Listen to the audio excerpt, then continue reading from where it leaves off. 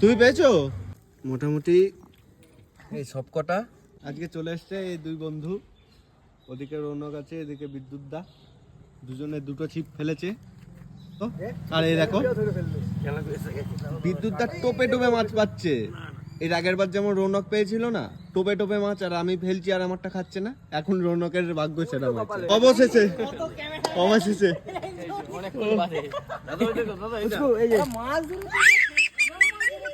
আনন্দ পেয়েছে, বেশ ভালো উঠেছে।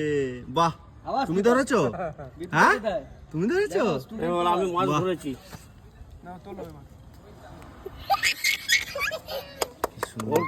এই দেখো কি সুন্দর ভেসে আছে।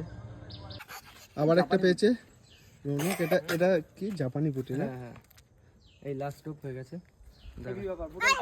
ভিডিওটা কেমন লাগলো অবশ্যই কমেন্টে জানিও, পারলে একটা লাইক দিয়ে দিও।